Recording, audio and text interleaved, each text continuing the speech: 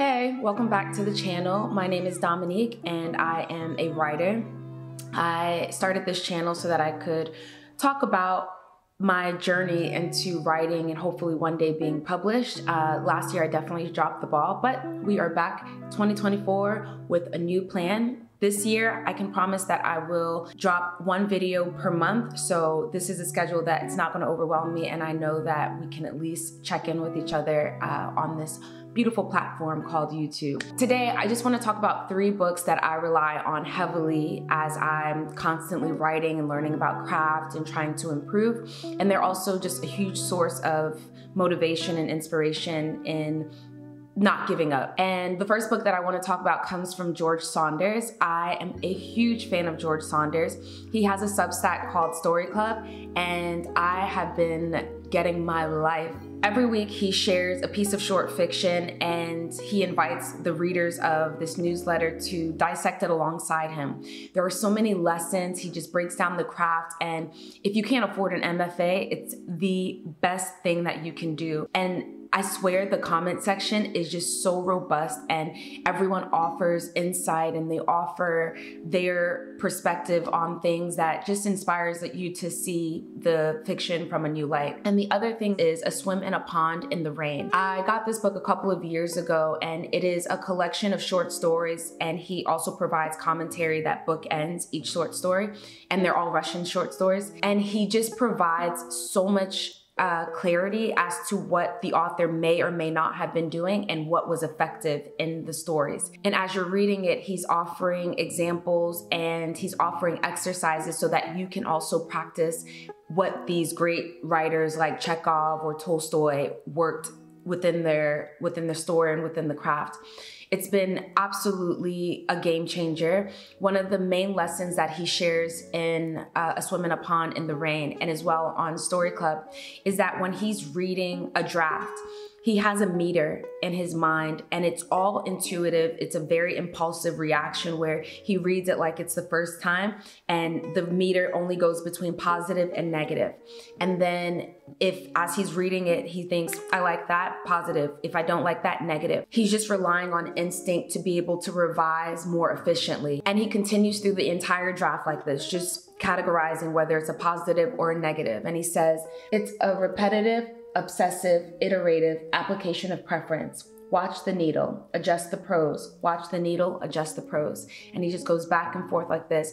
And it's really helpful because even as you're reading other people's work, you can start practicing this where you judge how it's making you feel. And then of course, when you go back to your own work and as you're editing, revising, you can still feel that positive, negative pull, and I think it helps tremendously. The next book I'm going to talk about, I actually heard about from Jesmyn Ward many, many years ago. She was talking about her writing process, and she explained that, you know, sometimes when she's writing fiction, she doesn't read any other fiction, she only reads nonfiction, and then if she gets stuck, she will turn to this book, which has pretty much become like a Bible, where as I'm trying to figure out how to move through a scene or get from one character's thoughts to another, or just figuring out dialogue, this book comes in so handy. It's The Making of a Story by Alice LaPlante. As you can see, I have lost the front cover because I've used it so much.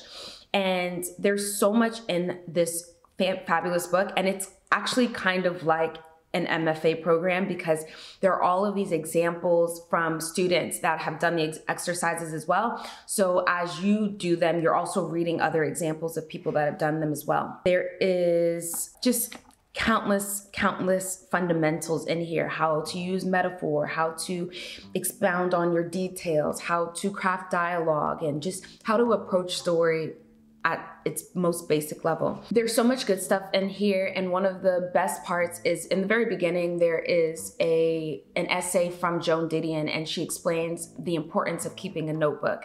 And she says, I think we are all well advised to keep on nodding terms with the people we used to be, whether we find them attractive company or not. Otherwise, they turn up unannounced and surprise us, come hammering on the mind's door at 4 a.m. And I really love that essay because Didion explains how keeping a notebook transformed her writing, and just, it's really insightful. So I really, really recommend The Making of a Story by Alice LaPlante. If you can get your hands on this, it is so worth it. And last, but certainly not least, is Story by Robert McKee. So I got this textbook way back when I was taking screenwriting in college, and I cannot imagine just this writing journey without it. It teaches you how to look at story, how to approach it, how to, as he says, have a great story well told. And he breaks down to the most minute detail of from the act to the scene to the beat and the opening and the closing value of every scene that must happen. And of course, it's from the standpoint of creating something for the screen, but it works so well in understanding how to tell a story and how to tell it well. I rely on this book so much, and one of the things that I just came across again as I was working on this video was a line that I highlighted that said, "You must love to write and bear the loneliness." It's been such a great reminder, because sometimes when you're in the thick of it, if you've been writing for a really long time, you get swallowed by the loneliness of it all, and you're just writing away and constantly jotting down notes and constantly observing the world and thinking interesting thoughts to yourself. And when you realize you've been doing it all alone, you think, oh, this is the only thing about it.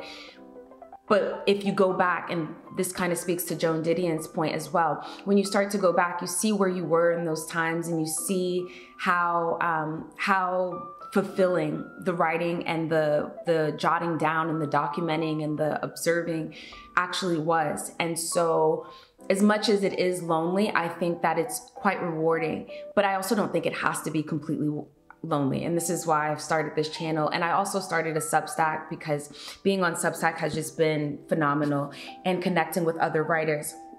And I think that I would love to connect more on this channel, and hopefully I will keep at it. I just wanted to share those 3 books because those are the books I rely on the most. If you have other writing, craft stories, reference, knowledge base, whatever, send them to me in the comment section. Let's share what books help us the most. And until the next video, you can find me on Substack. I will be publishing weekly newsletters, and most of the time I'm just going to be talking about craft and just my writing journey, and maybe if there are contests that I'm submitting to. The first newsletter of the year kind of explains my goals for Substack this year, and then occasionally I will post some flash fiction, and I will post some of the stuff that I've been working on, especially like if I submit something and then it doesn't get accepted, I'll just go ahead and post it right on the Substack. So definitely join me over there. It is going to be a fun year in writing and craft, and I thank you so much for being here, and I will see you in the next video. Bye.